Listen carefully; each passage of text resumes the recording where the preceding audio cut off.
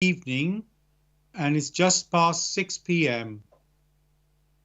This is the spiritual discussion program from 6 p.m. to 8 p.m. UK time. I'm Saad, East London, and with me is Gregory. Gregory, how are you, and how is the weather where you are? One is fine.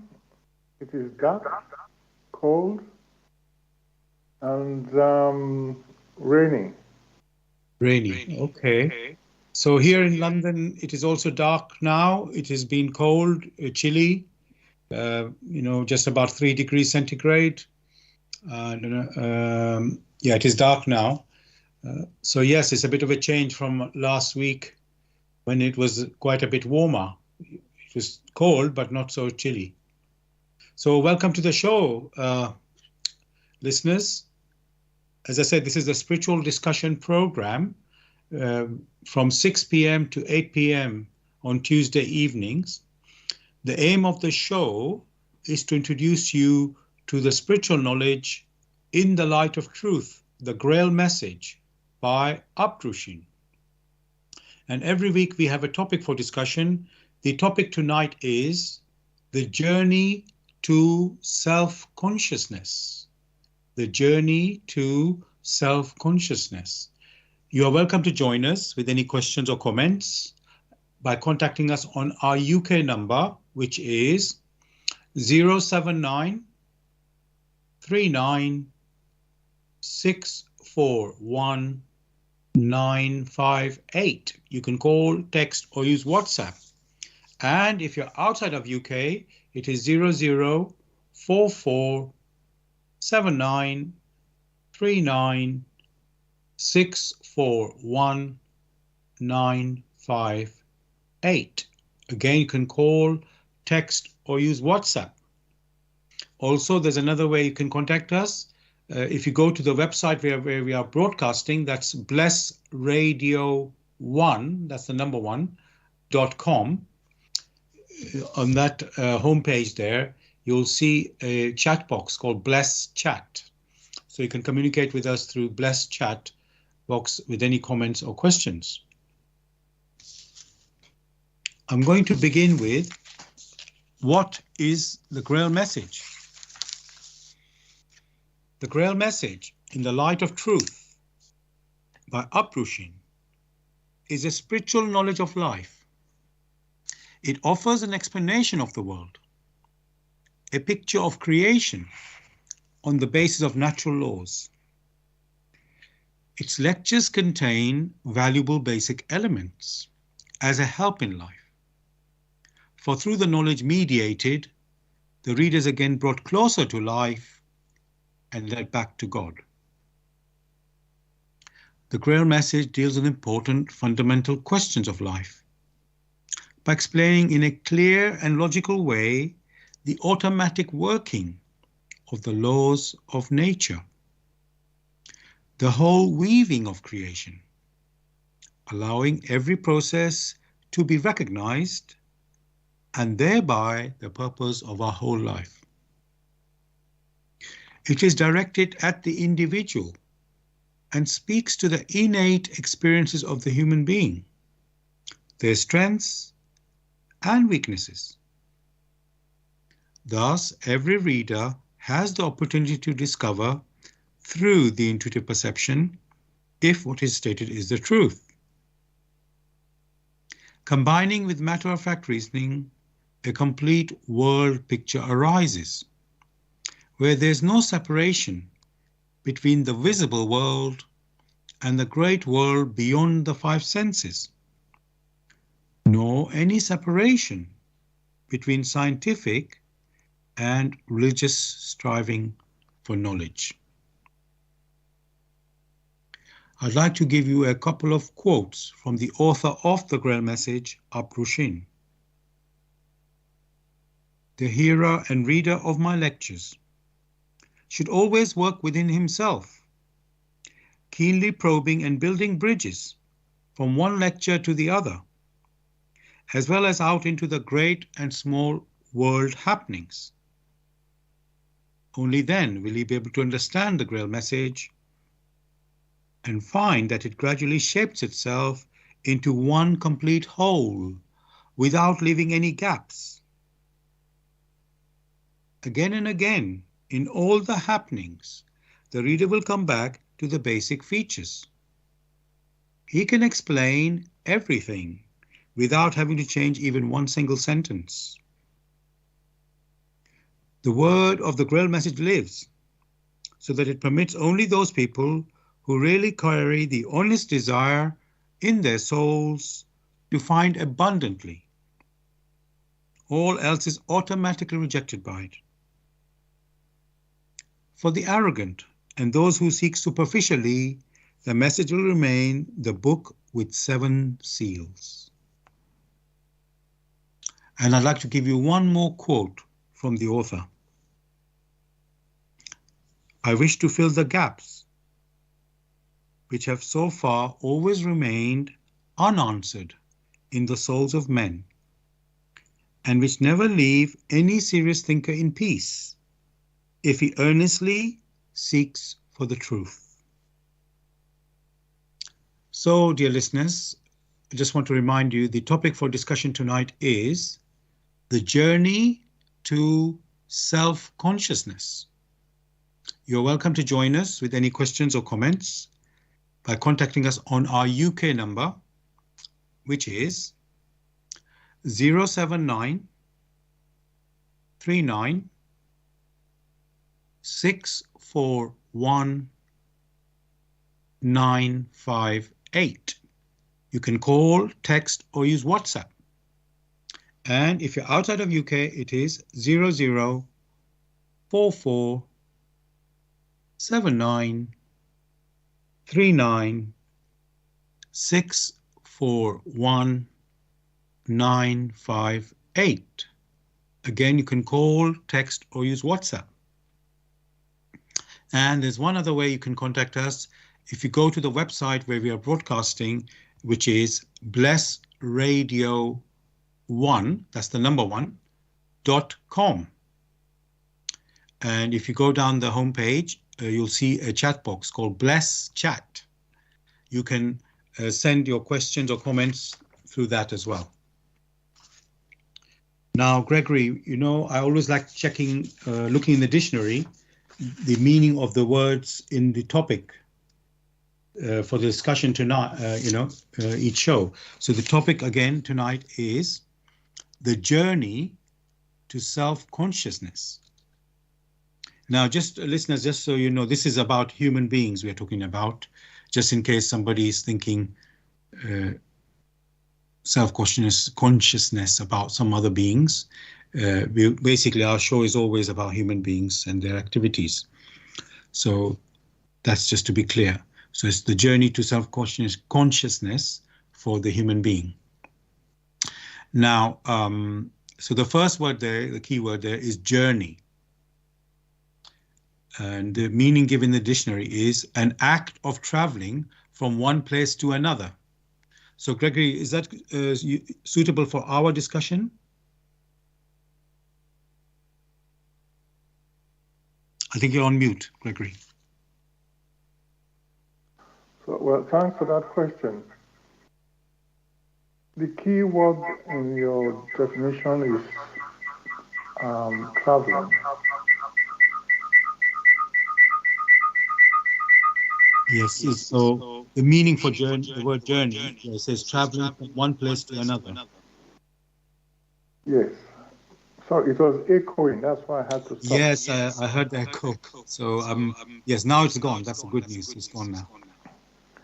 So, like I said, the key word there was that's journey. And again, you're talking of traveling. And is that suitable for our discussion, or is there something to add or subtract?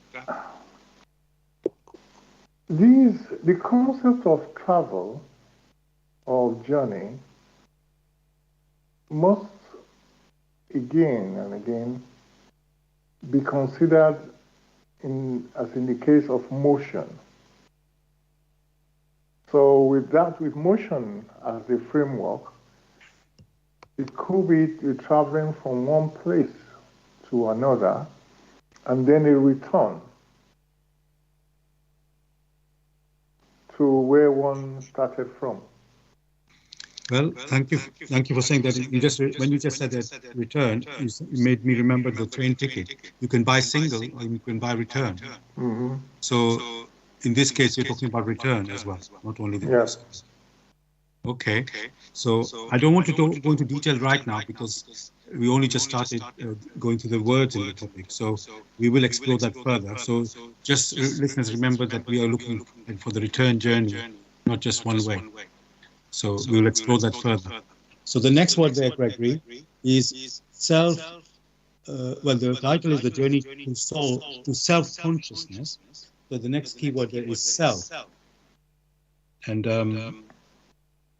so self, in the meaning in the dictionary, it says a person's essential being that distinguishes them from others, especially considered as the object of introspection or reflexive action. So let me repeat that.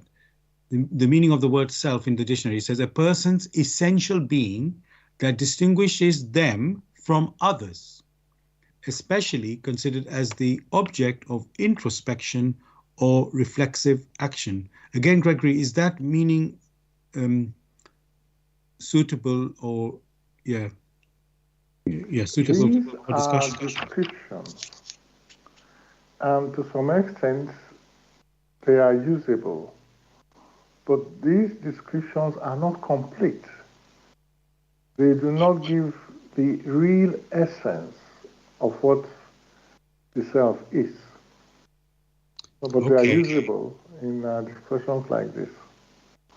Okay, could you add more or define it more clearly so that we, I have said already the self is referring to us human beings.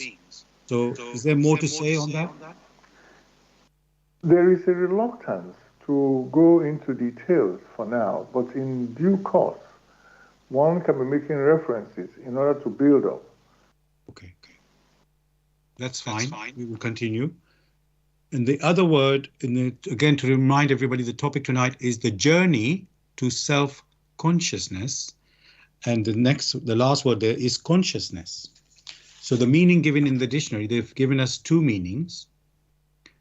The state of being aware of and responsive to one's surroundings. So, Gregory, what do you say about that meaning? Yes, that is usable because the key word there is awareness. Okay.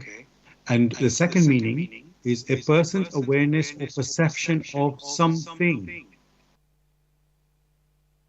So, you find that it's again referring to awareness. So the first one should suffice for real discussion.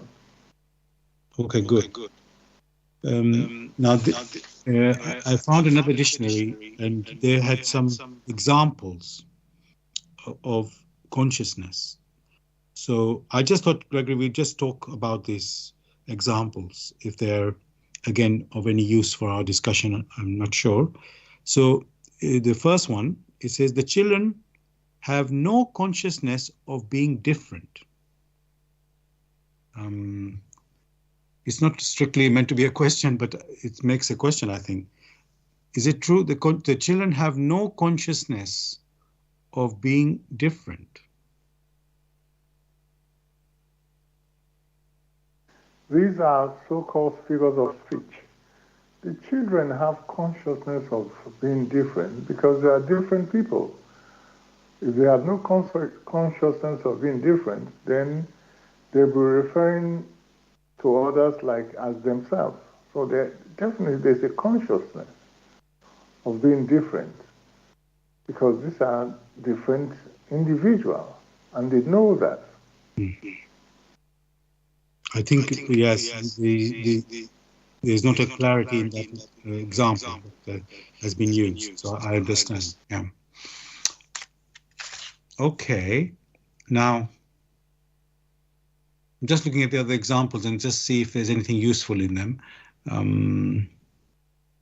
No, I think I'll ignore the other examples. So, Gregory,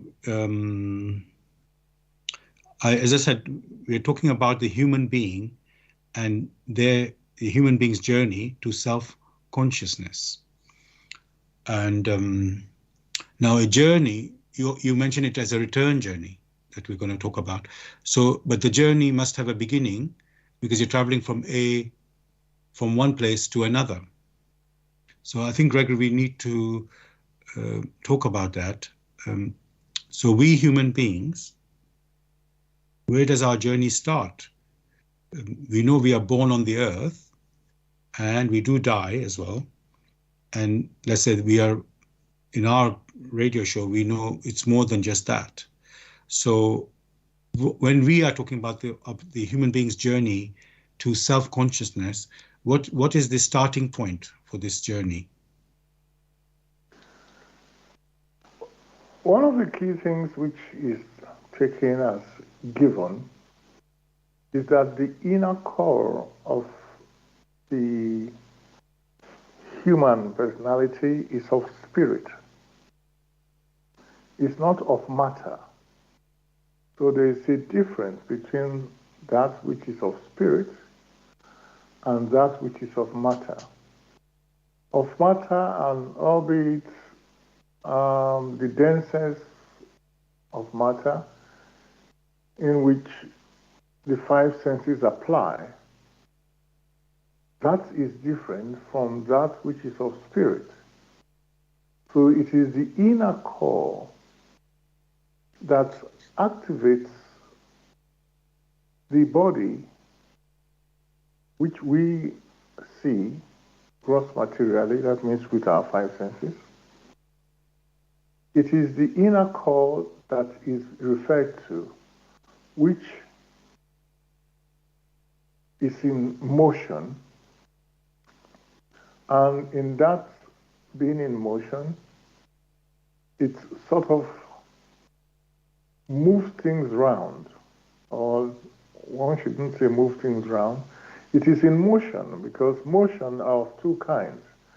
That in which the end of the motion flows back to the beginning, and that in which the end of the motion does not flow back to the beginning. What you yourself were referring to is the second type, in which the end of it does not flow back to the beginning. So, which basically is just one part that you had referred to, whereas what one needs to consider is a holistic view, which is what one has just mentioned. Thank you, Gregory, for this, how can I say, giving us the context and the real picture of this journey, how we're supposed to look at this journey. So yes, we are a spirit, and we are living in this world of matter, but the spirit and matter are different. You could say, I was going to use species, but maybe that might be a bit strange to use that word. So they're different consistency, maybe, and I'm not sure if that's clear either, but definitely they're not the same. The spirit and matter are different, and yet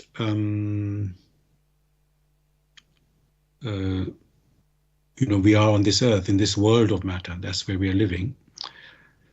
But you said, because we are spirit, Gregory, it means there's another world of spirit, maybe. That's what we're pointing to. So that's the starting point, I guess, for our we human beings, for our journey. So, Gregory, this is, can we, just to get a bit of more clarity for people, is the spirit, sometimes we refer it to as heaven. Is the spirit world the world in heaven? Is that what we're referring to? Strictly speaking, for many, whatever they are unable to perceive with their five senses. Many call it heaven, whereas that is very misleading. For there are different gradations, or like you just mentioned, different consistency. Matter, the world of matter, is not the same thing as the world of the spirit. These are two different consistencies. And therefore, that which is lighter, which is the world of the spirit, or the realm of the spirit, that which is lighter because its vibrations are much, much finer than that which is denser.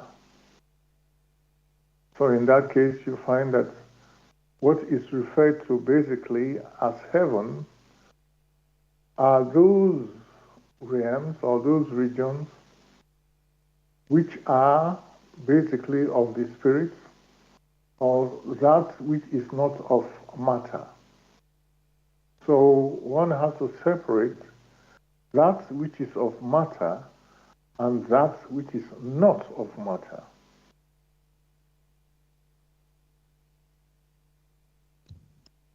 Thanks for that clarification, Gregory. Now, yes, and you gave the reference also about the world of matter is where we have the use of our five senses, and the world of spirit is, I don't remember if you said this, but I know you've said it in the past, but basically we use the intuition, which is, you can also refer to that as the voice of our spirit. Correct.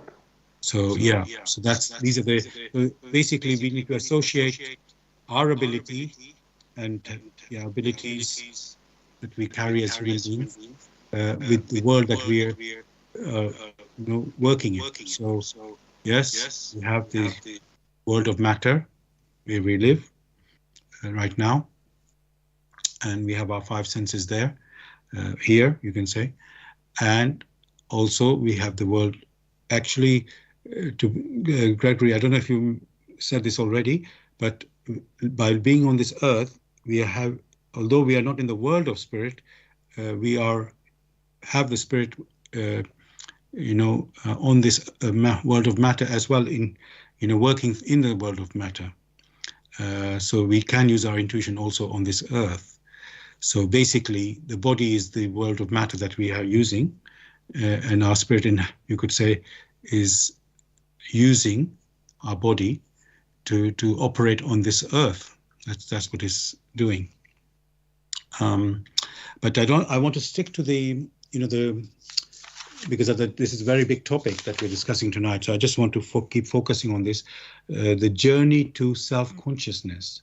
So, Gregory, if it is a journey as for us human beings to become self-conscious, it means we are not self-conscious when we started, right? That's the hint that we're giving. So it means we are not conscious, or are we conscious at all, Gregory, when we started this journey? Yeah, if you can give a bit of background, Gregory, so that you yourself said that there is a journey to self-consciousness, which already means that at the beginning, that which undertakes the journey is not self-conscious, neither was it conscious of its surroundings. So, in a step-by-step manner, one should consider the first step of consciousness. That means one is not even aware. And then, subsequently, becoming self-conscious. The first step, which is consciousness, is the awareness of the surrounding.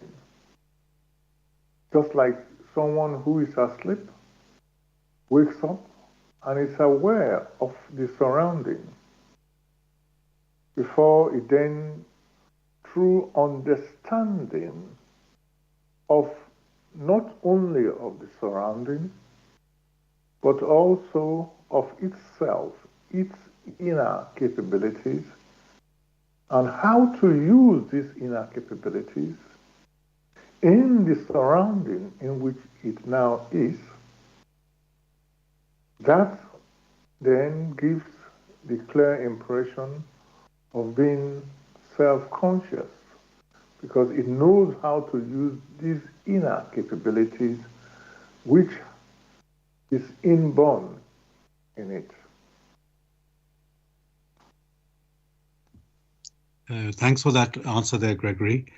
I was reflecting on what you just said there, and I'm thinking, if you're not aware of your surrounding, then when you start, let's say, this journey, how is it that you can become aware at all? Because it's like, is something awakening us, because this just gets aware.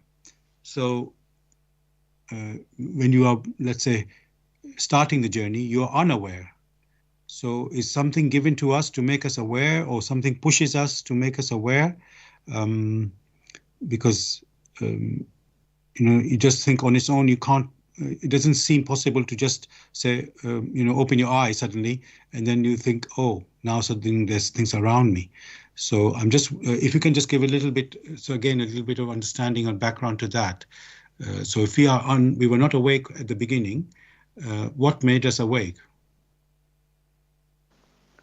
At the beginning, of course, that which subsequently undertakes the journey, there must have been something that triggered it to undertake the journey. For when one is asleep, one is unaware, in quotes, of the surroundings. However, the inner urge, which inner urge at the initial beginning may not be so pronounced, that inner urge is what triggers, that makes it to awaken in order to start observing things or activities in the surroundings. There has always been an urge, depending on the species, or depending on the realm, or those who wish to participate in that journey. It is the maturity of that urge. That means it needs to experience. It needs to experience.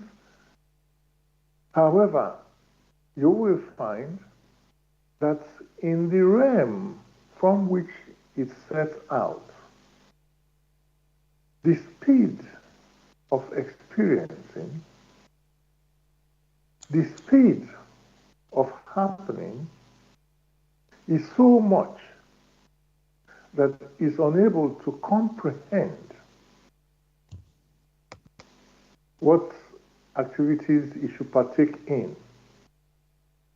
Therefore, it needs a surrounding, or it needs to journey out to a surrounding where the quickness of experiencing is much reduced, such that gradually it will come to know of the surrounding, it becomes aware of the surrounding, and then subsequently aware of its inner capabilities.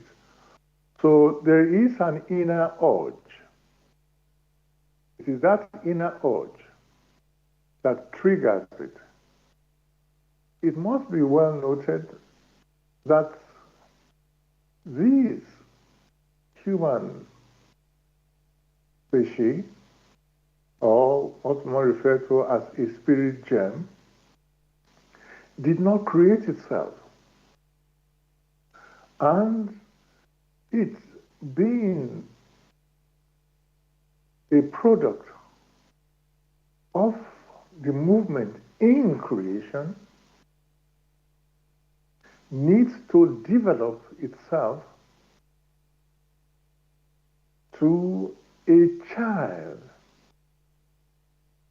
of him who granted the permission, who granted it the possibility to develop or to evolve from its initial state of unconsciousness to the states of consciousness and subsequently becoming self-conscious.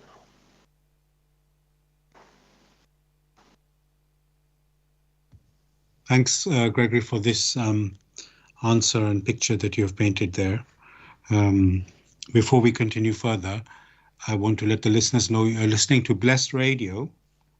It's the Tuesday evening spiritual discussion program from 6 p.m. to 8 p.m. UK time.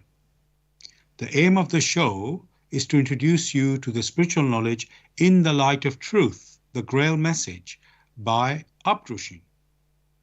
And if you wish to know more about the Grail Message or want to get a copy of the Grail Message for yourself, you can go to this website, which is www.grailmessage.com.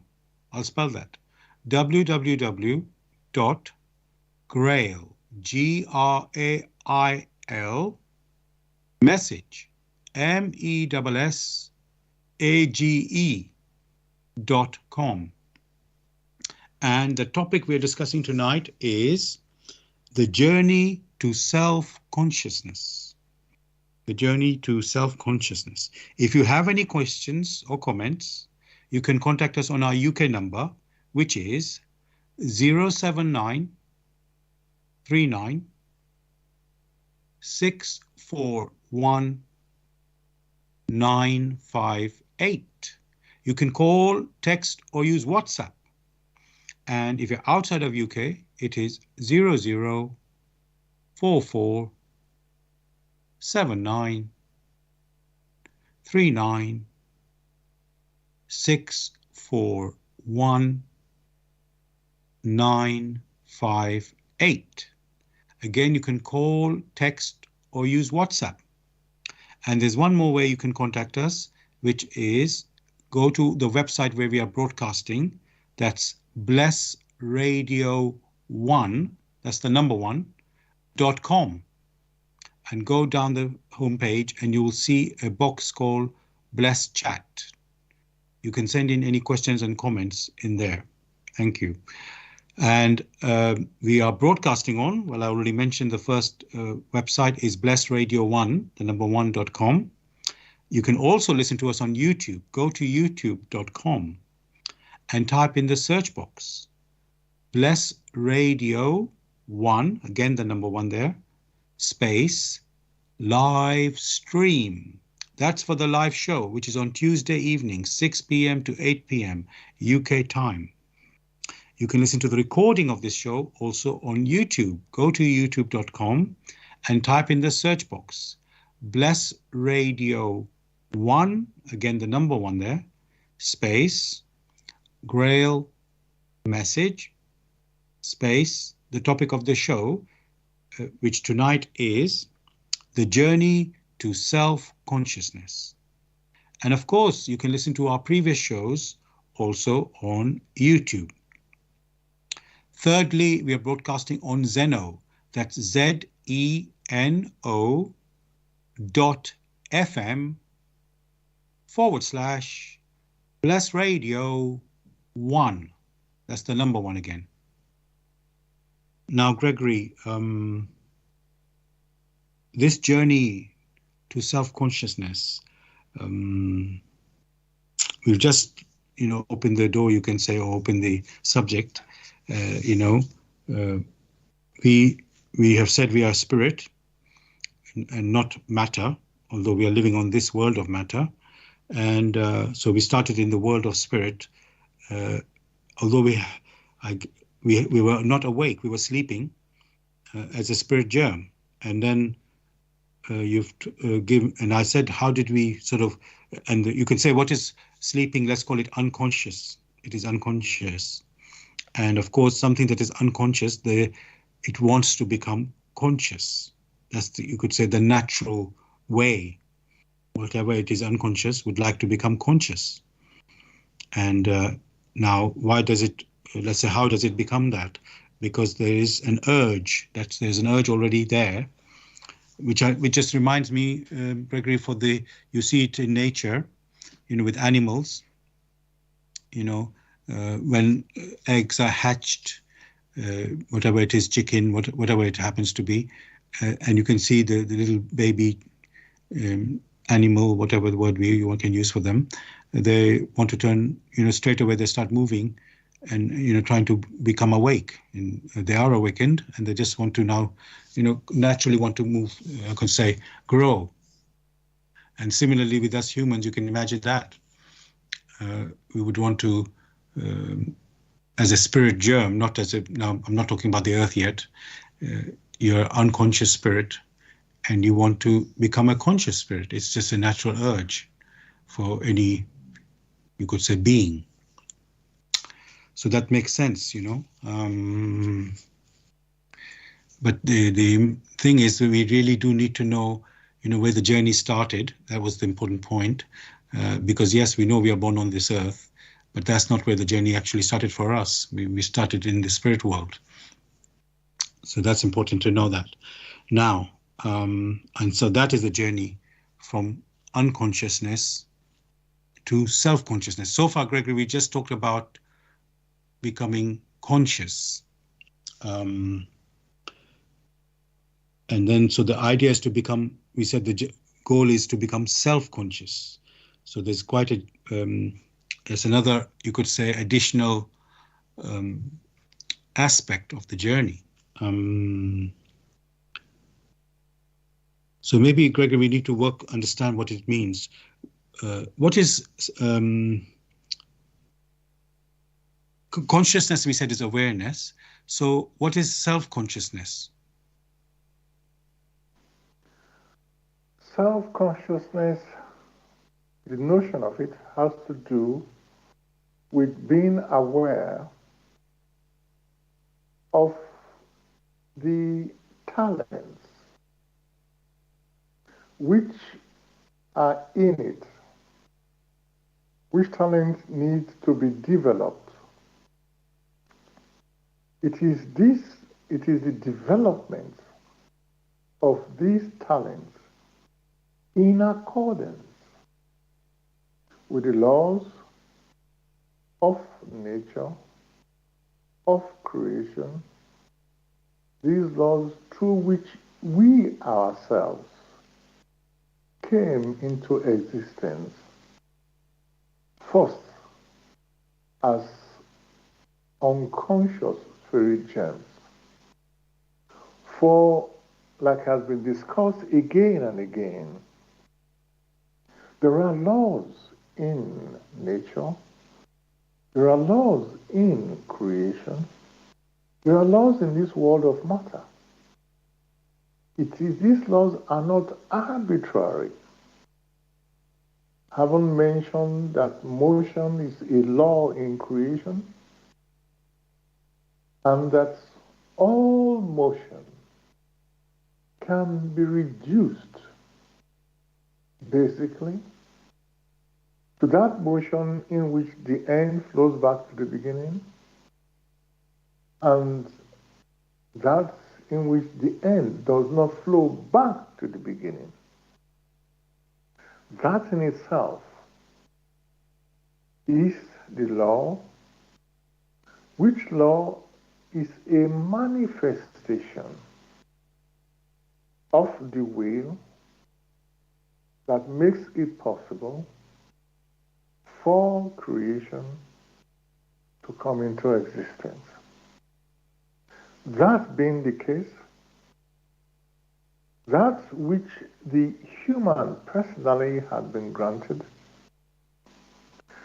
that which needs to be cultivated, must be cultivated in accordance with this will.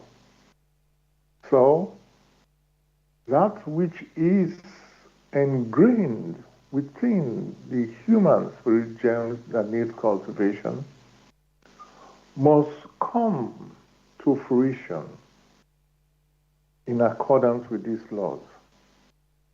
One may put it in another way to say that the human, or first the spirit germ, before subsequently taking on the human form,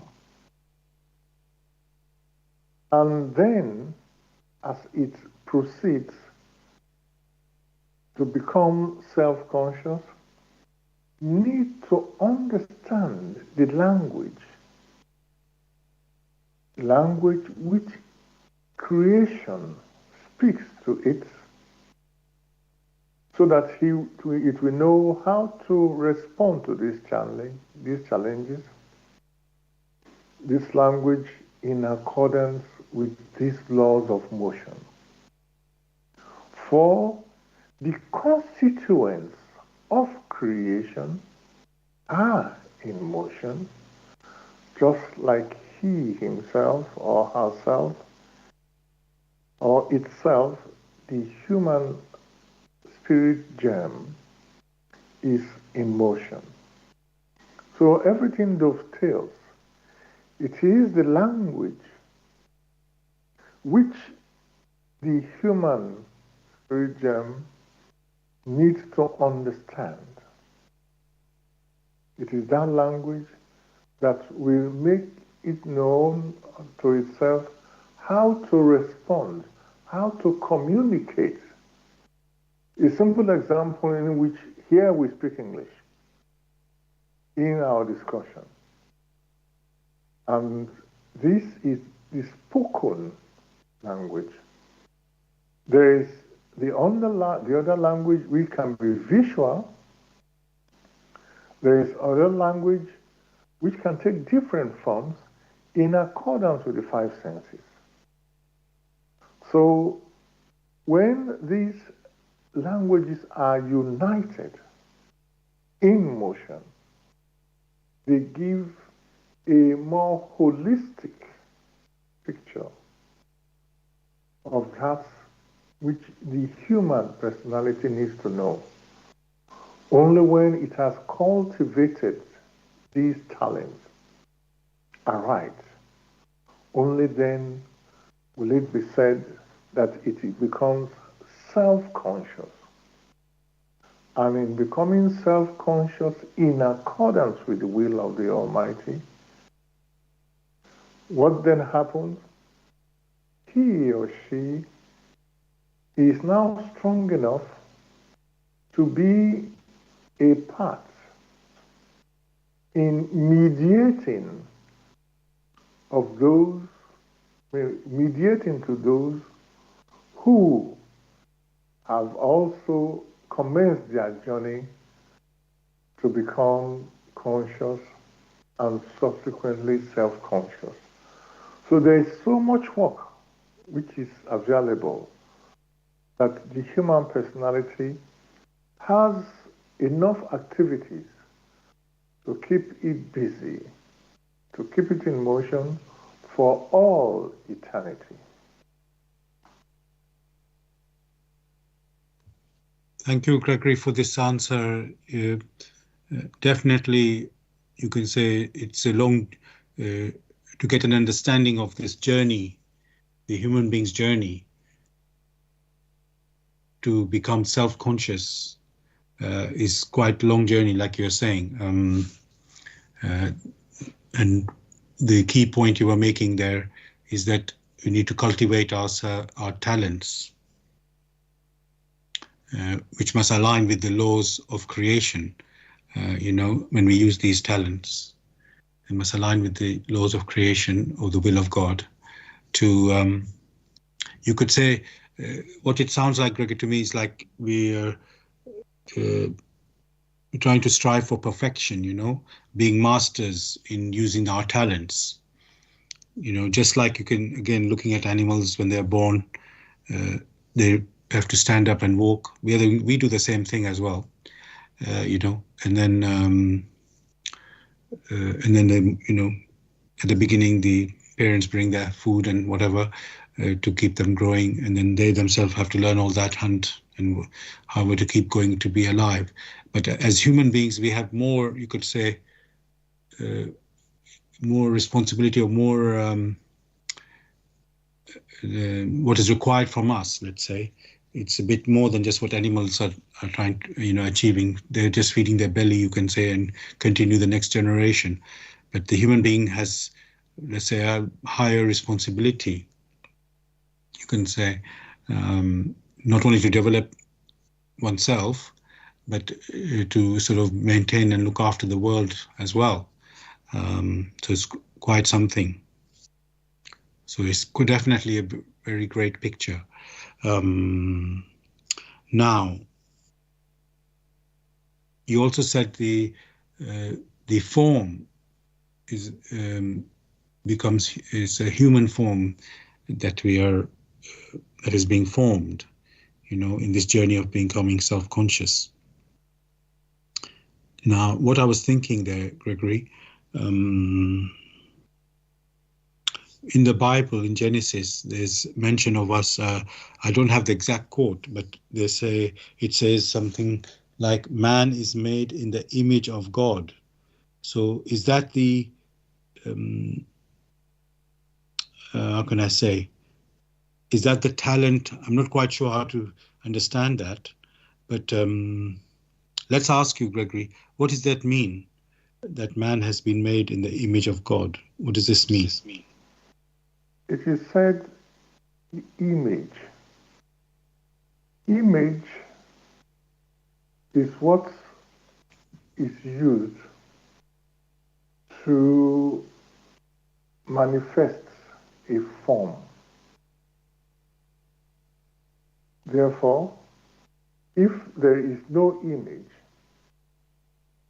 it means there is no pointer. When image is talked about, it's more of a picture. Every picture is a pointer. Therefore, one must understand that in order to have a picture, elements or substances, what one may call it substantiality. So the image basically is the substantiality.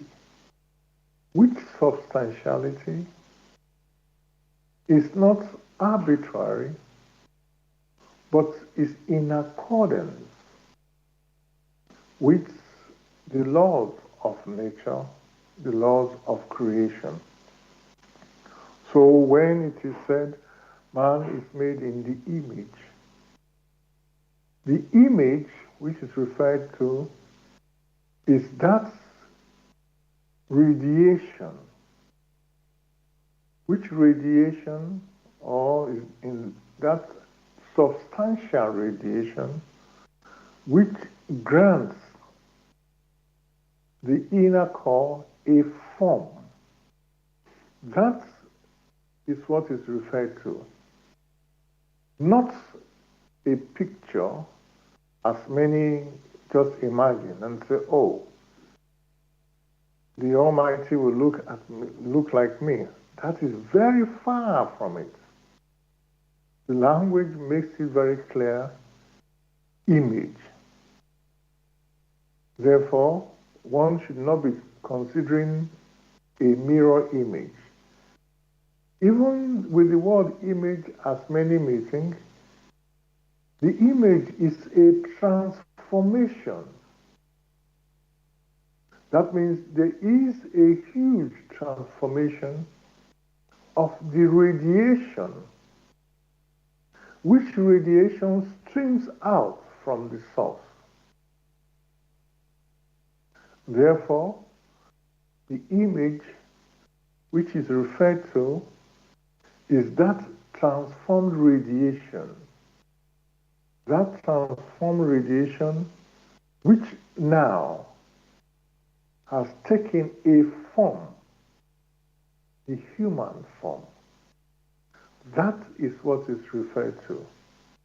And when the human form is then considered, there is the spark, which spark is of spirit, that needs to animate the form. So these things must be considered with all the seriousness it deserves. Thank you very much, Gregory, for this answer.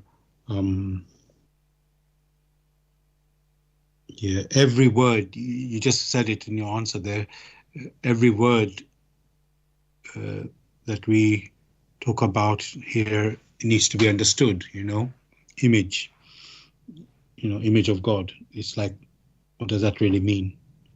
Because you don't think God has an image, he's no form, and yet, and then it is a manifestation, as you mentioned there. So then how does that relate to us, human beings? So it's all these things we need to reflect and think about. So Gregory, just to continue with what you just said there. So can I say the journey to self-consciousness is a journey, yes, to cultivate and develop our talents and to become perfect, let's say.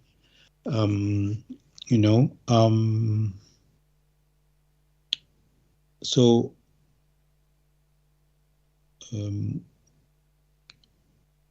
yeah, let me just go to you could say the end point. What happens when we become self-conscious there, Gregory? So is that the end of the journey, or is there more to be done? Yeah, if you can help us with that. Although the mention has already been made that once the talents have been developed in accordance with the will of the Almighty, or in accordance with the spiritual laws or the divine laws, then in that scenario, the erstwhile spirit gem is no more a spirit gem because the talents have been developed, well cultivated and developed, and is now in a position to receive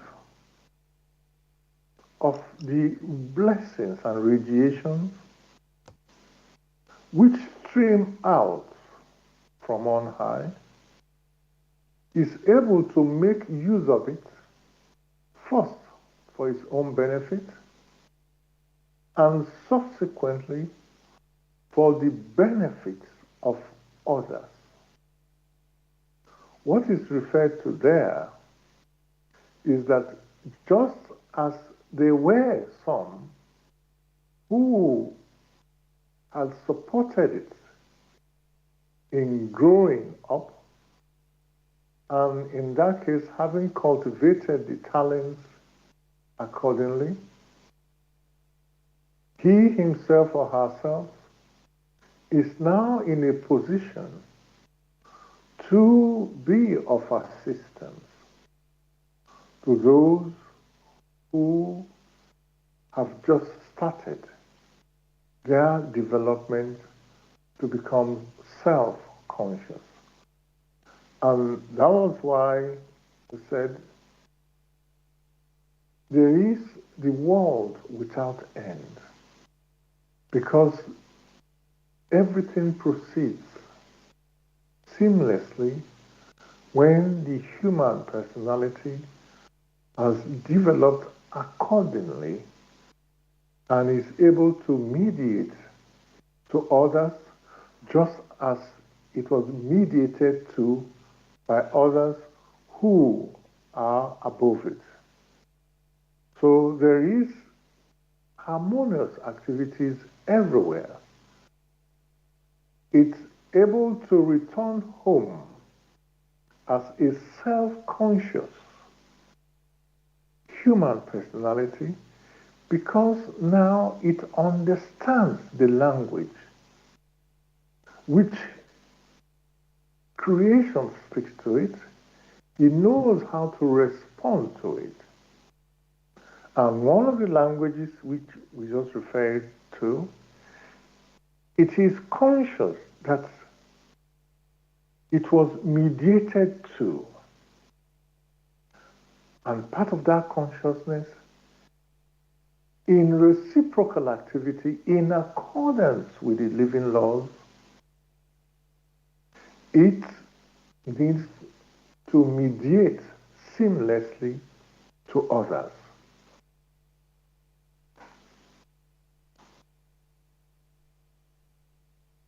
Thanks a lot, Gregory, for your answer there. I'm thinking if we should look, Gregory, at the different stages of the journey.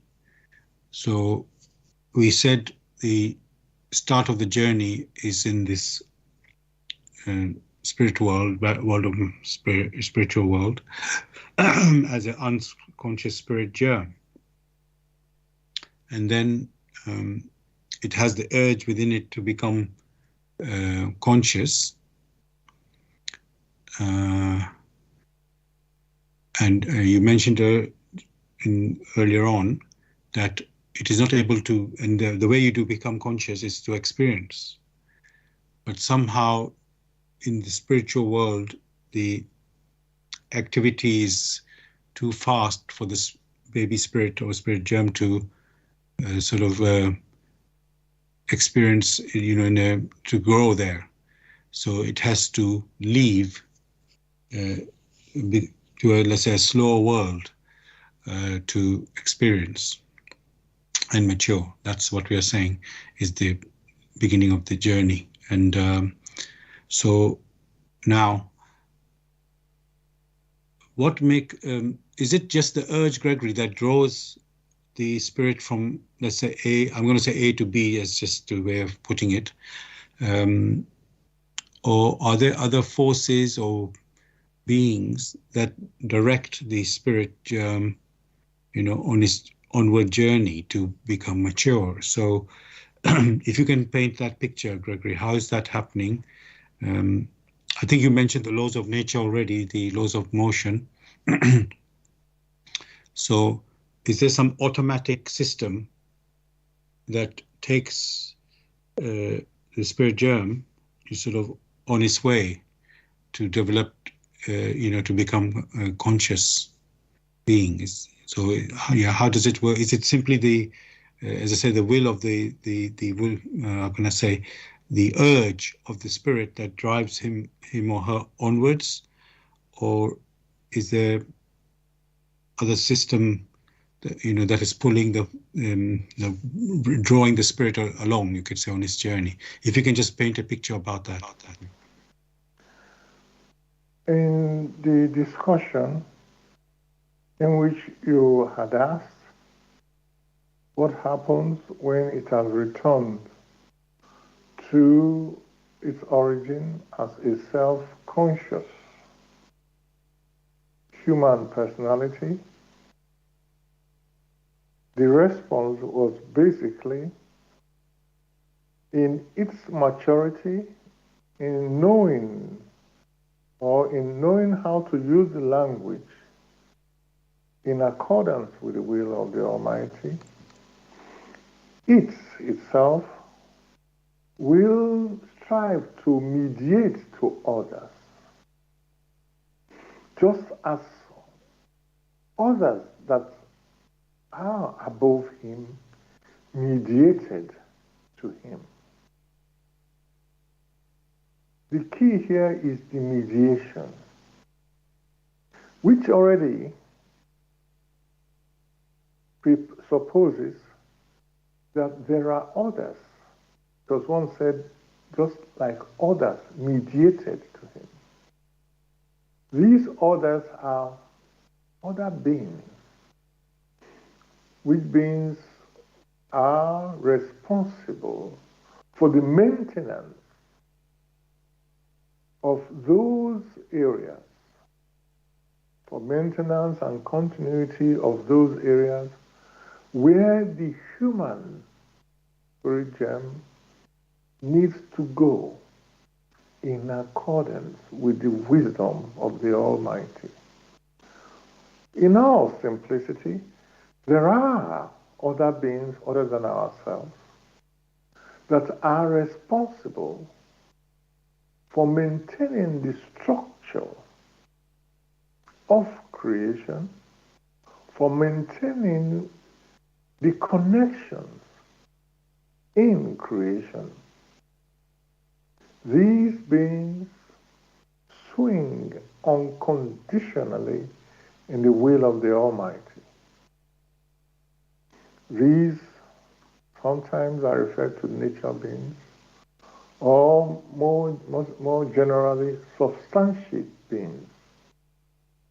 It is they that maintain the structure. It is they that maintain not only the structure but the connections. Therefore, these beings have always been there. There are also other beings who are like human personalities, who are of spirit, who are more matured than those human personalities that had started as spirit gems. Those ones in their activities mediate to those who first have to learn to understand the structure of creation, the processes of creation.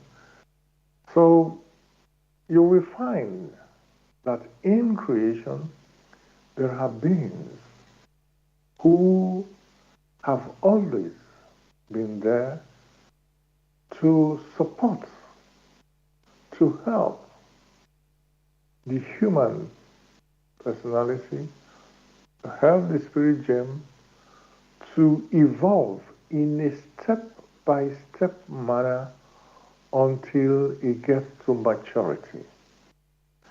Until it gets to maturity, for those human personalities who, in their free will, make the decision to strive aright in accordance with the will that granted them these opportunities.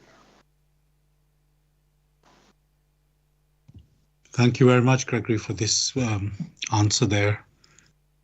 I've got more to ask you. Just want to let the listeners know that you're listening to Bless Radio. It's a Tuesday evening spiritual discussion program from 6 p.m. to 8 p.m. UK time. The aim of the show is to introduce you to the spiritual knowledge in the light of truth, the Grail Message by Uprushin.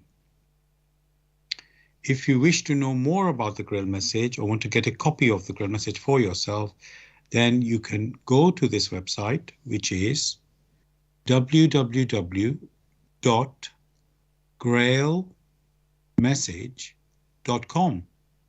I'll spell that. www.grail, Grail, message, MESSAGE,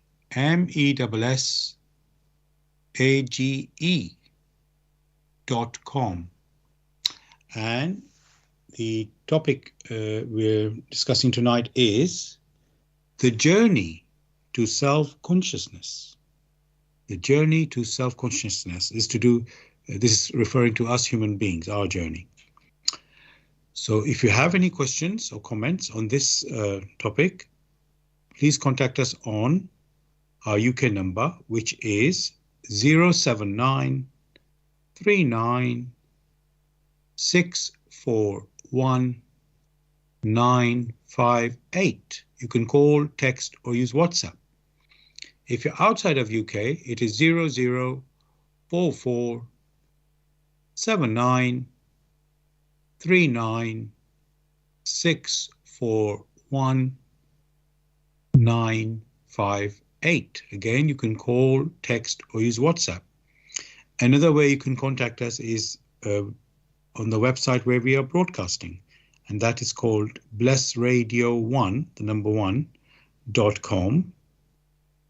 And if you go on the homepage, you'll find a chat box called Bless Chat.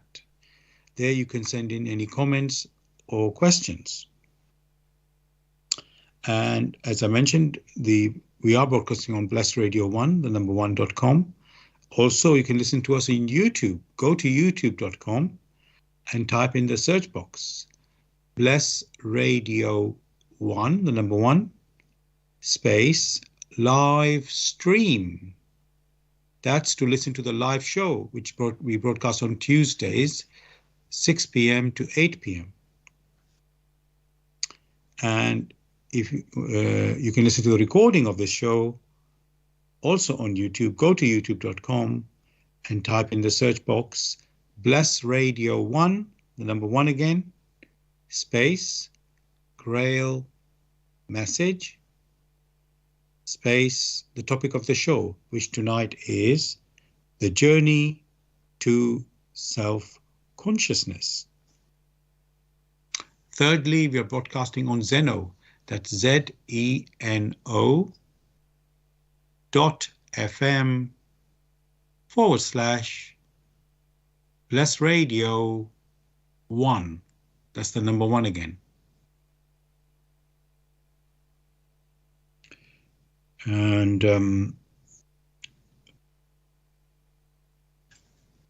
Gregory, I'm thinking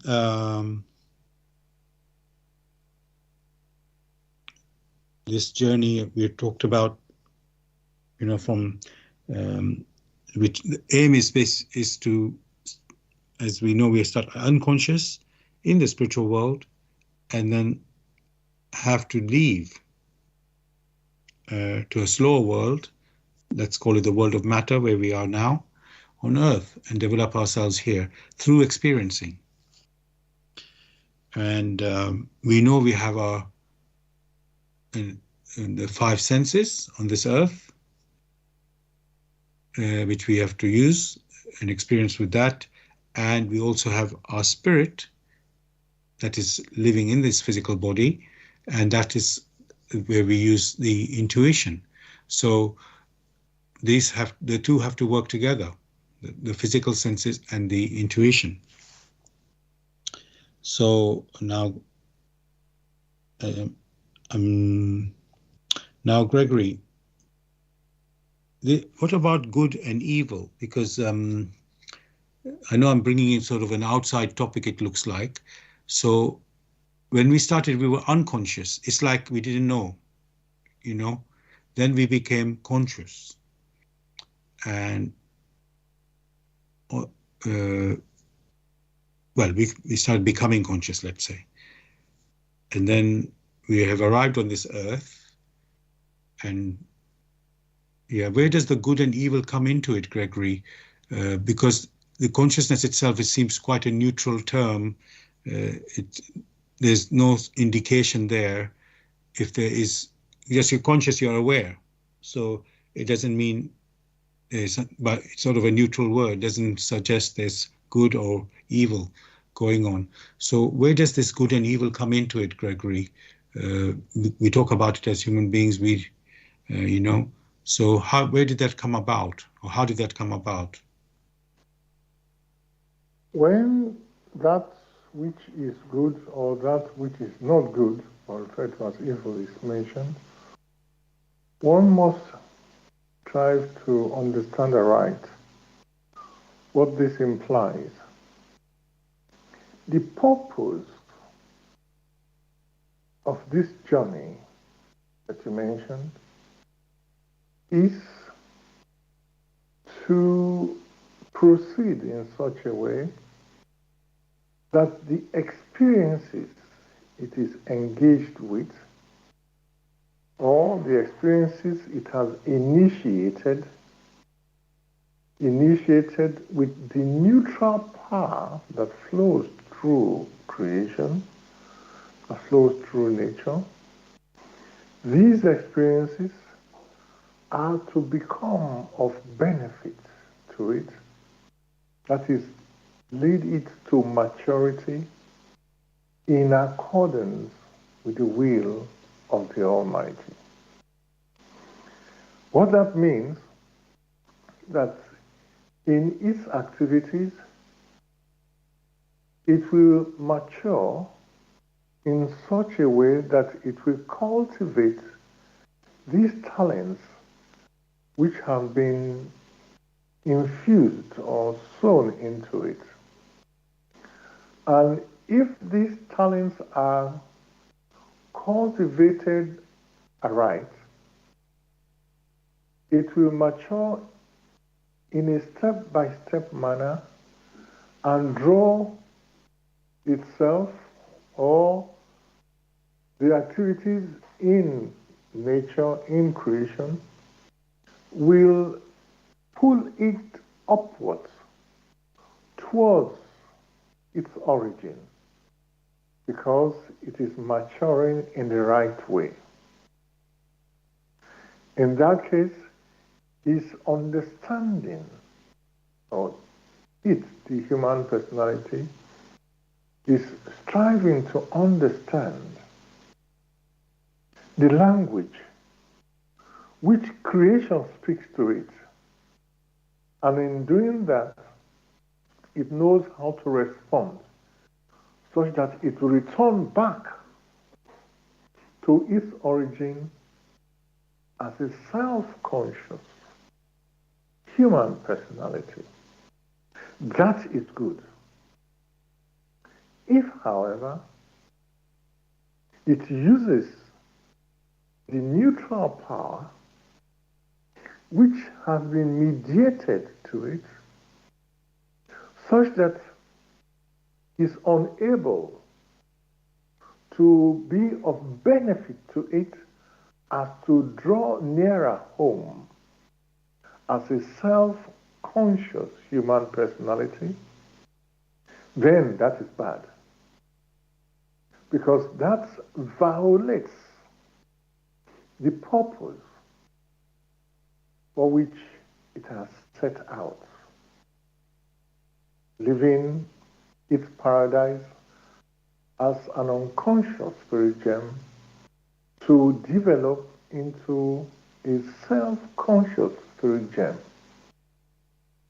So you must consider very clearly, you have set out to achieve consciousness in accordance with the will that granted you the opportunities and the power to do that. If you then make use of the power not in accordance with the will,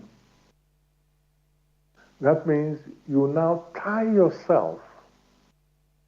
You now have threats which become an obstacle in achieving the noble goals. That in itself is not progress. That in itself is a waste of opportunity. And that in itself cannot be good. Therefore, it is clear, or one can clearly say it is bad. Or, to put it bluntly, it is evil. It means the opportunity granted to the human personality to mature and the power that has accompanied him or her to mature, all these were done in vain, achieving nothing for the time and opportunity granted. So the concept of good and the concept of bad or evil must swing along that line in which opportunities are granted to you to mature, to develop those talents, those virtues which are inborn, and then to make use of it to help first yourself and subsequently to help others, just as you yourself were assisted in your development. So, the key here is to proceed in such a way such that one's activities, in their reciprocal actions, will be to elevate the human personality rather than to suppress the human personality. Because our activities can help in elevating others or in suppressing others in their own process of maturing. If our activities help in suppressing others, and at the same time we are suppressing ourselves, then all was in vain.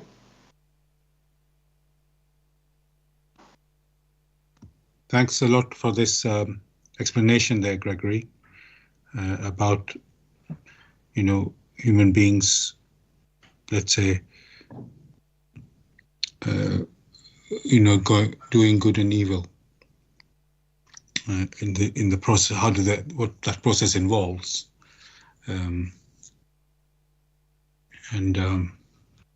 so there's a consciousness involved.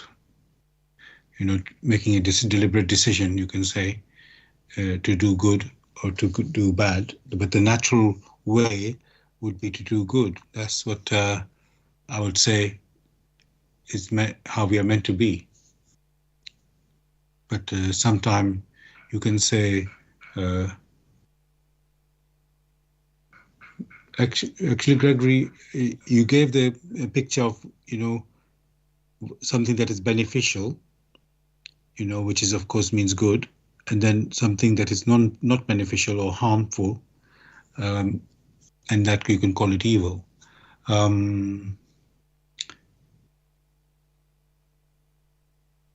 And this is something you can say we choose to do, as human beings. We have that choice.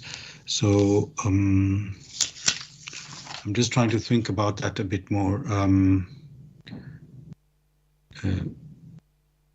But let me just leave that for this moment before I can. Yeah, so there's basically a choice there, Gregory, freedom to go in one direction or another direction. And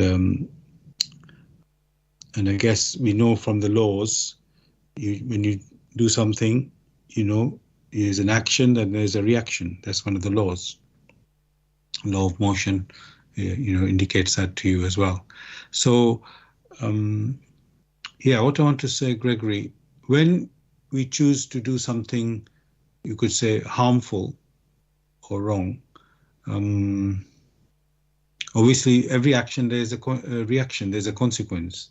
So we can learn from that consequence. But Gregory, do we get any warning? Let's say before that we might be going into something wrong. Because So is there some sort of sign, Gregory, or some sort of sense that we can have that this way is beneficial, or this or another way is harmful or non-beneficial? Is there some warning that we can get? Or we just have to experience it? You make a decision and you just go, and then you discover after the experience, oh, that was not a right decision, or not a beneficial decision.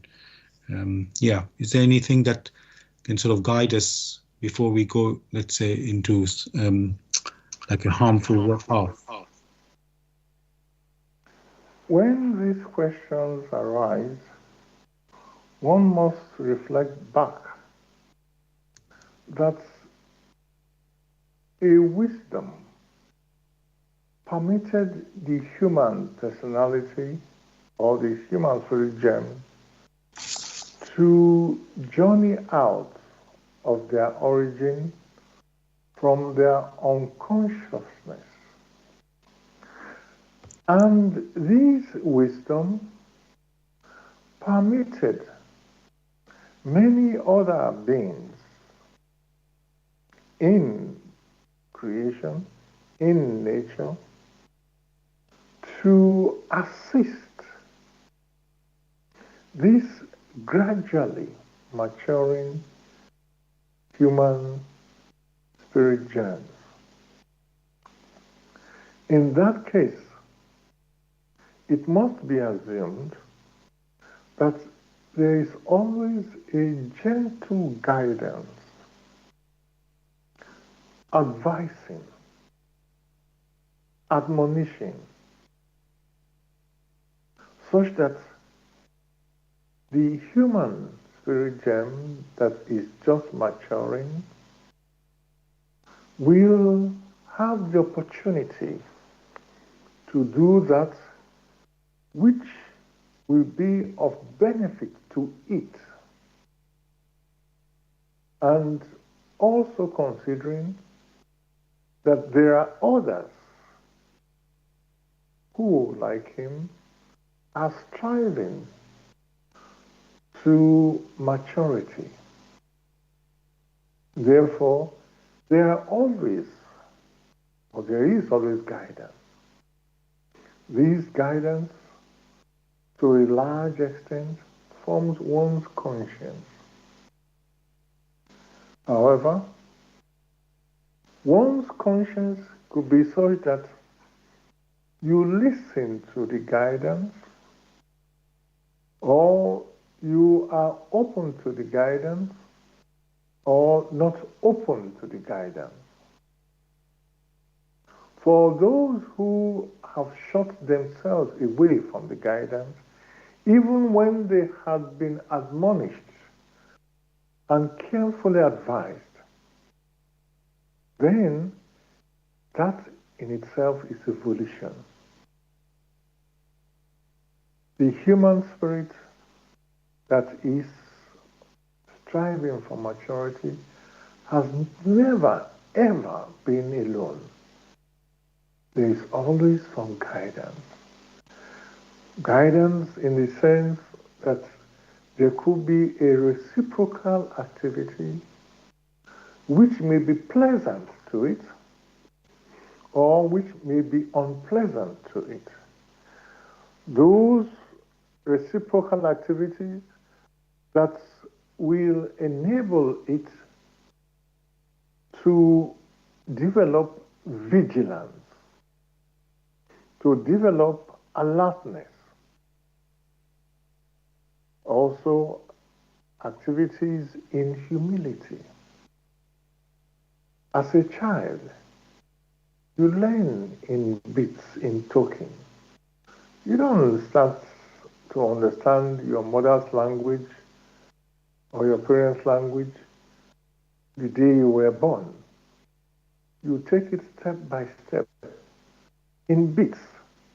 You don't know all the words, but depending on the environment, you are open to it, picking the tokens, seeing what it represents. That is one way. And also knowing how to do things in modesty, in humility, and also developing compassion. For one is able to see those perceive those who have challenges, just as you yourself have challenges. Just as you yourself knew of the challenges which you went through, so also are others. And in such a way, compassion will awaken. So the challenges which the human personality comes across, which challenges some must have come from within himself because of his decision or from other sources. It is supposed to use these challenges to evaluate it and make use of it such that it will awaken those talents which have been sown into it. In that case, it will find that all that assail it, that it comes across, if evaluated aright, becomes of help. Then it will proceed first in confidence, because it is learning to understand the language which nature speaks to it, which creation speaks to it, and building up in that confidence in a step-by-step manner, it becomes courageously. It becomes so courageous. Then subsequently, it is able to move or to go courageously. Then its activities will be pleasing to him that granted the opportunity for him to mature. That means it has now grown as or from the state of unconsciousness, that state of unconsciousness, to a state of consciousness, a child of creation, to the state of self-consciousness. Self-consciousness in the sense it has built up those skills, those talents which are sown into it, which talents will now make it a child of the Almighty. So the human personality has never been alone. There has always been help. However, if it ignores the help, then it has itself to blame.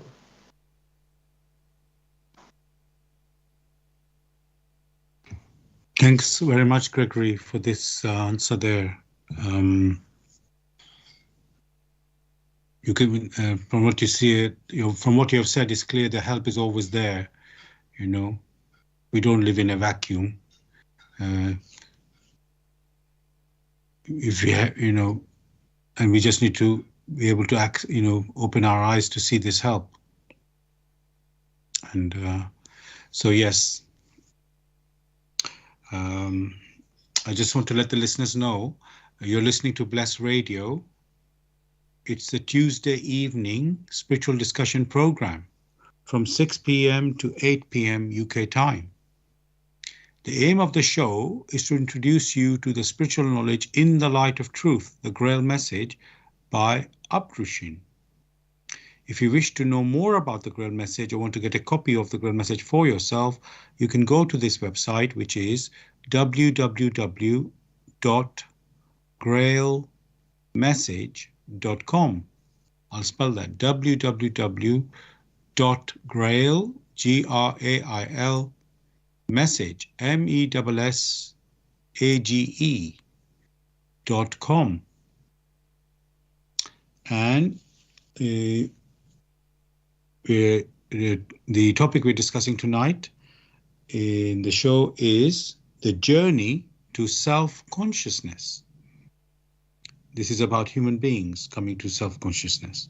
So if you have any questions or comments, you can contact us on our UK number, which is 079 39 641 958. You can call, text, or use WhatsApp. And if you're outside of UK, it is 0044 79 39 641 958. Again, you can call, text, or use WhatsApp. You can also contact us on the website where we are broadcasting. That is blessradio1, the number 1 again, .com.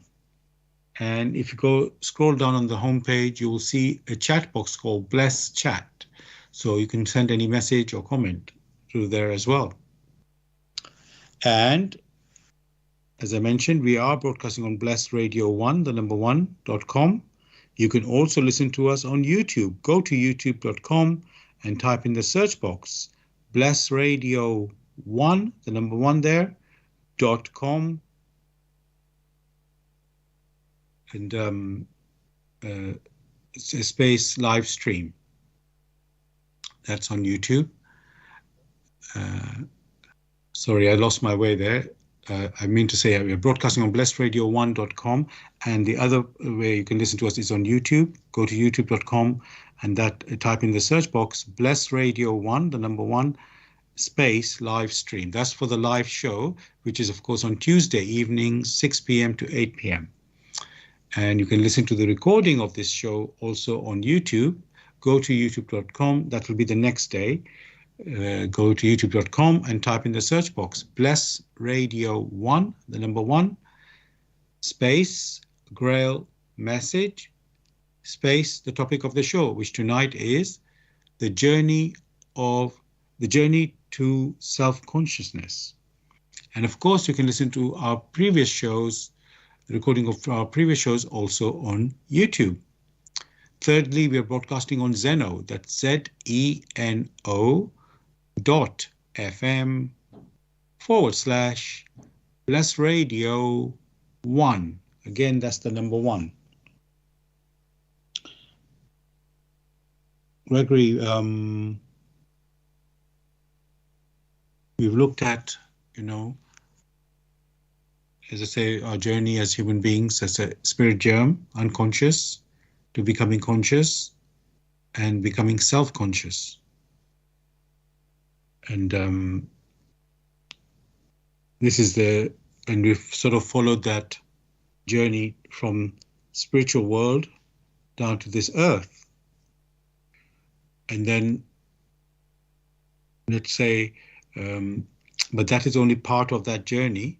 And then there's a return journey back from the earth back to the spiritual world, where we are supposed to come back and return there as self-conscious spiritual beings, matured. So this is and that's not the end of the journey, as I had asked also. We have to continue, you could say, using the talents that we've developed and cultivated to work in this creation, helping others, fellow human beings, and in the other beings in creation through these talents that we have developed. So that is, you could say, really our true purpose of becoming self-conscious. Now,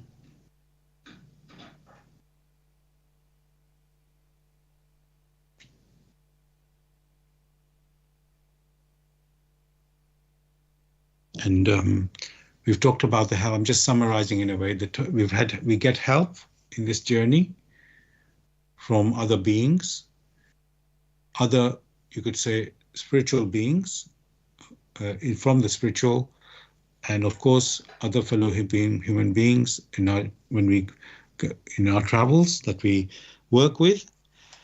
So all of that is all experiencing. We call that experiencing, and then we also have this tool called the intuition, where we are supposed to sense with the intuition, you could say,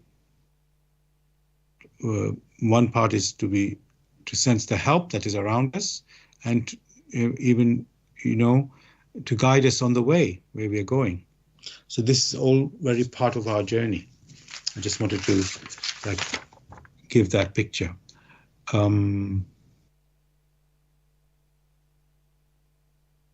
Now, Gregory, we talked about good and evil as well, which is for doing things beneficially, and others for non-beneficially or harming. So we know about that as well. So what I want to think about now, Gregory, in this modern world that we live, with technology and so on, these are can be distractions for us in our in this journey of development. And I'm wondering,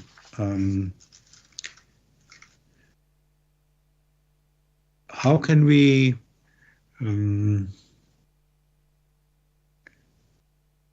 okay, before I go there, Gregory, we talked about good and evil.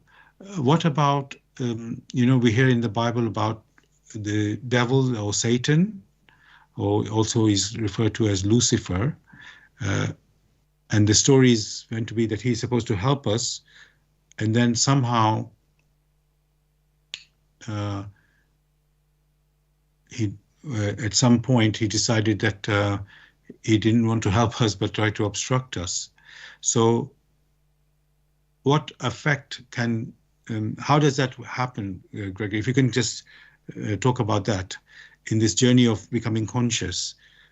What is Lucifer's role, and what impact can he have on us, and how we can deal with it, basically? So again, this is from the Bible, I know, and other books, spiritual books. But I was just wondering where, if that has any impact on us, how it affects us, the presence of this Satan.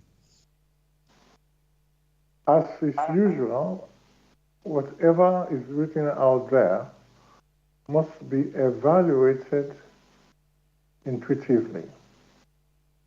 And only when one has got that picture rightly, only then can one make any more precise statement regarding Lucifer. In the case in which Lucifer is supposed to be of help,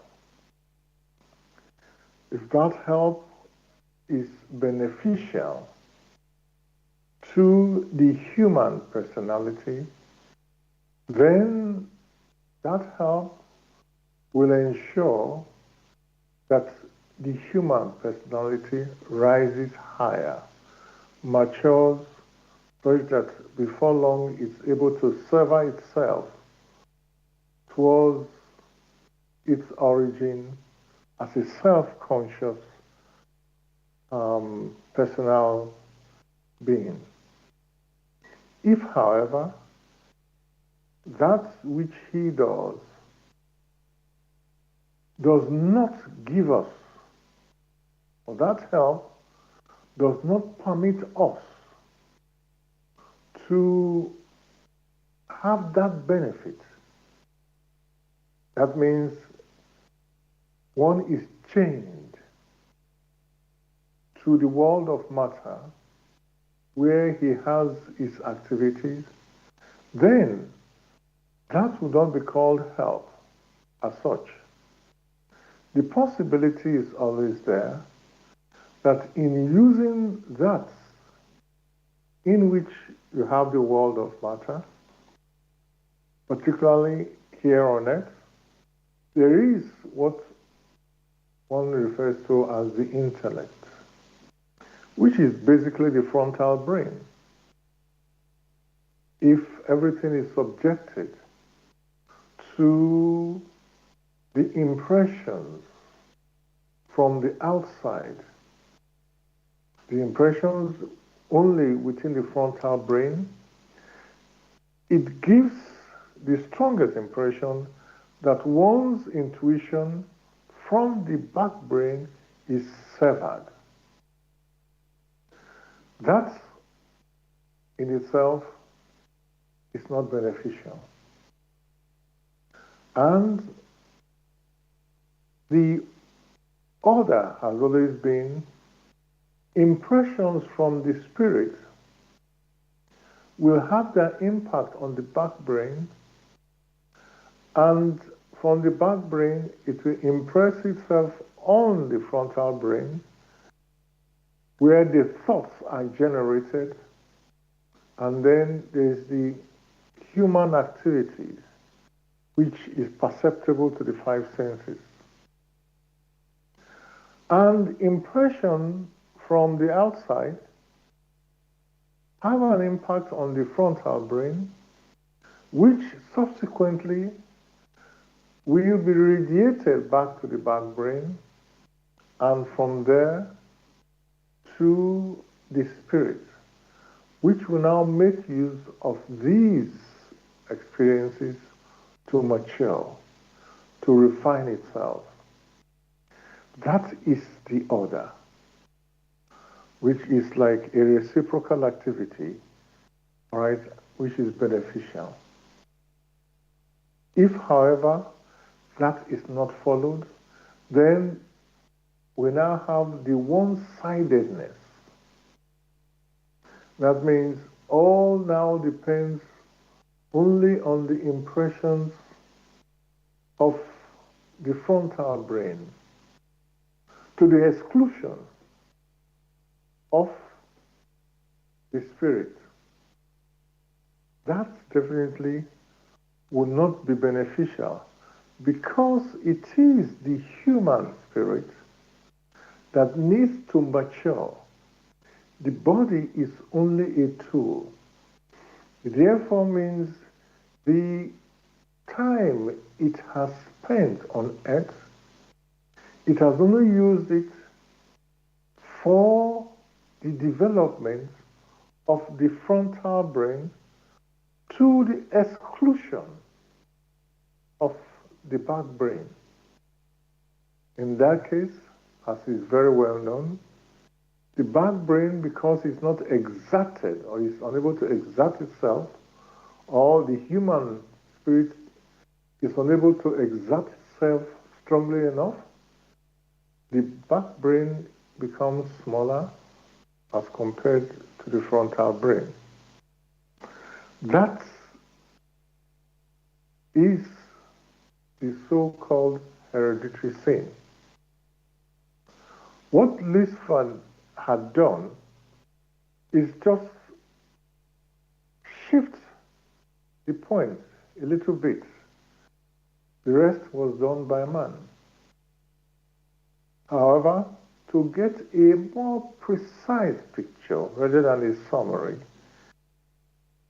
the listener is advised to examine the work in the light of truth, the Grail Message, to examine the work, to weigh the work, to weigh the expressions, to examine not only in deeds, but also to examine in thoughts, and above all, to examine using one's intuition.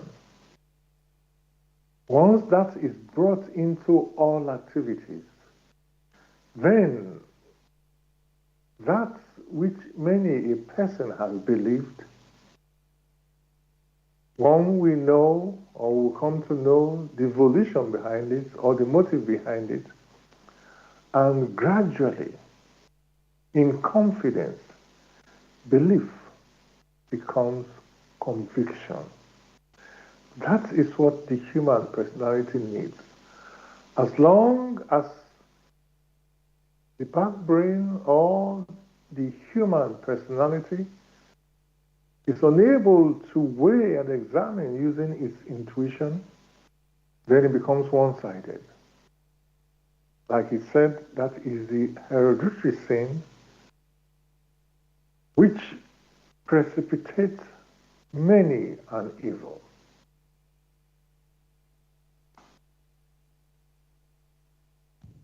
Thanks a lot, Gregory, for this answer.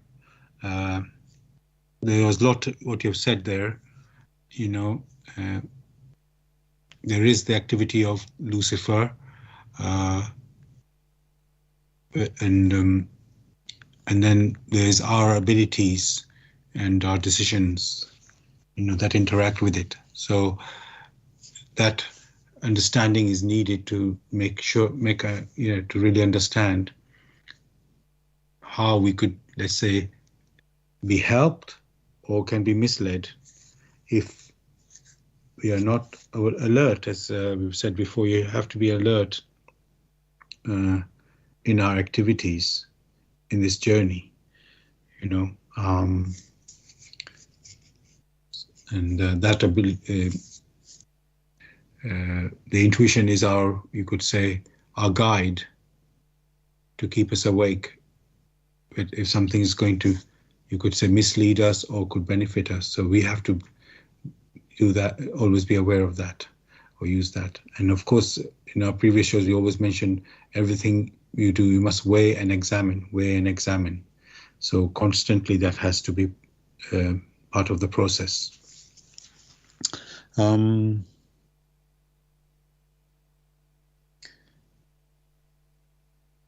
just thinking if there's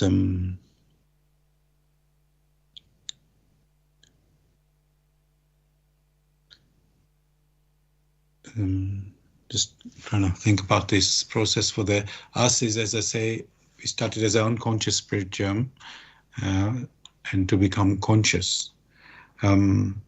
Just want to explore, Gregory, what about the animals? Do they follow a similar process or journey of development, you know, of starting as unconscious to consciousness? And just want to get an understanding of that as well, in relation to us human beings.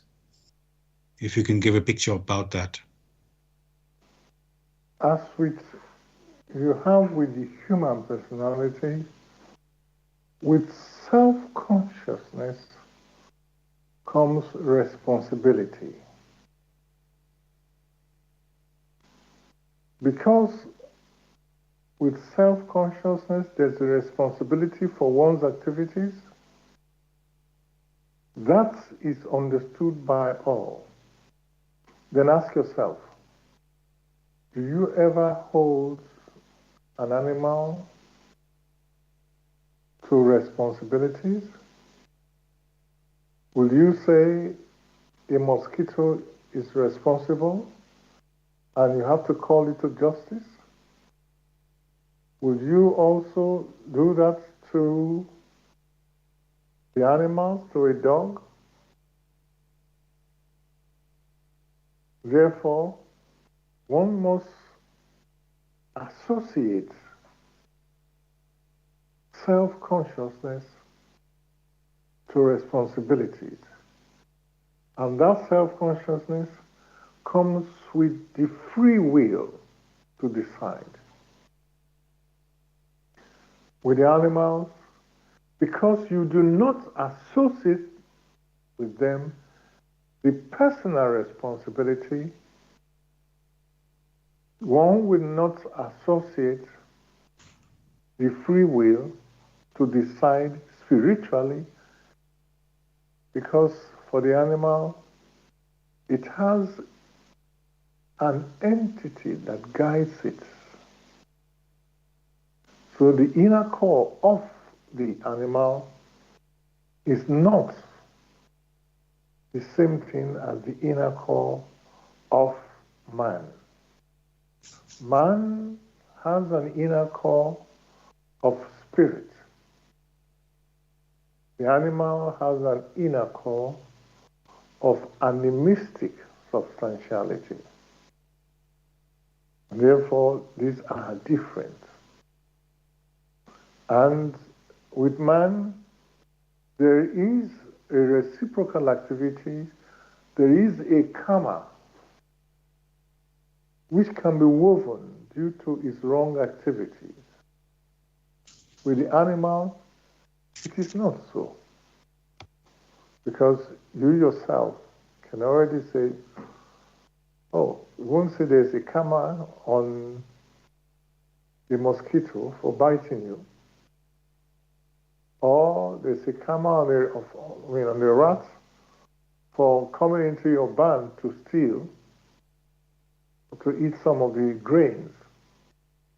Neither can you do the same thing to the horse. So you could see these are two different species. One with the free will to decide spiritually. One has no free will, but has an animistic substantiality to guide it.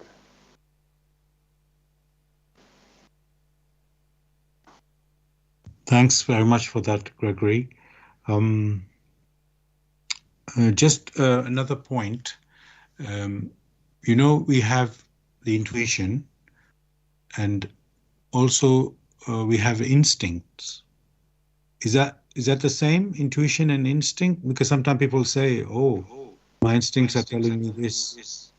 So, if you can just clarify what is intuition and what is the instinct? Intuition is a feature of the human spirit, the inner core. Instinct is basically a feature of the coverings of the human core. These coverings are of different layers. Because they are of different species, you then find that the features of these different species have an impact on the decisions, to some extent, of the inner core. And that is why there is a confusion. Sometimes something strikes you so instinctively or intuitively. That which is intuitive has its origin from the human spirit. That which is instinctive has its origin from the coverings of the human spirit. Here on earth, the covering which we use to experience is basically the earthly body. The earthly body is subjected to the radiations which abound in the area through which it has incarnated. There are some that have incarnated in the hot areas. There are some that have incarnated in the cold areas. And therefore, the radiations that abound within those areas have an impact to a large extent on their behavior. However, that which is of spirit, its mode of communication is the intuition. So you will find that that which is intuitive is personal to the one making the decision, whereas that which is the other side is tied to the coverings. That means what we care to consume. Well, we have different blood radiations. Depending on where we have incarnated, there are certain instinctive things that abound in those areas, and that has an impact on how we see things. So the intuition and that which is instinctive are different. Although when they cooperate, that means when they work harmoniously, they can be of benefit to the human personality. Again, what has just been mentioned is only a fragment. Many should make the effort to examine the work in the light of truth. There, all is laid bare. Thanks very much, Gregory, for this answer there. Dear listeners, we've come to the end of the show tonight on the topic of the journey to self-consciousness. And I hope you've enjoyed the discussion. I just want to end the show with a short reading from the Grail Message. This is the foreword of the Grail Message, entitled For Your Guidance. The bandage falls, and belief becomes conviction. Liberation and redemption lie only in conviction. I'm addressing earnest seekers only. They must be able and willing to examine this matter objectively. Religious fanatics and irresponsible enthusiasts may hold aloof, for they are detrimental to the truth. As for the malevolent and prejudiced, they shall find their sentence in the very words. The message will strike only those who still carry within them a spark of truth and the yearning to be true human beings. To all such it will become the shining light and staff. It will lead them unswervingly out of all the chaos of the present-day confusion. The following word does not bring a new religion, but is intended as the torch to help all serious listeners or readers find the right path, which leads them to the longed-for height. Only he who bestirs himself can advance spiritually. The fool who uses extraneous aids for this, in the form of ready-made opinions of others, only walks his path as if on crutches, while ignoring his own healthy limbs. But the moment he boldly uses all the abilities which lie dormant within him, awaiting his call to help in his ascent, he is employing the talent entrusted to him in accordance with his Creator's will, and will easily overcome all obstacles that seek to divert him. Therefore awake.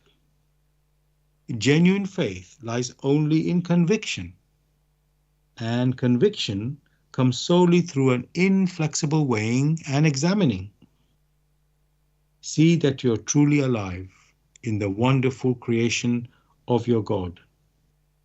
Abdrushin. Dear listeners, if you want to get more information on the Grail Message or get a copy of the Grail Message, you can go to this website, which is www.grailmessage.com. I'll spell that, www.grail, message, message.com.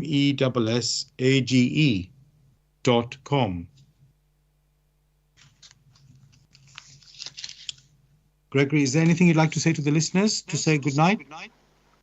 Again, wishing listeners a very fruitful and beautiful, beneficial New Year and a beautiful week ahead.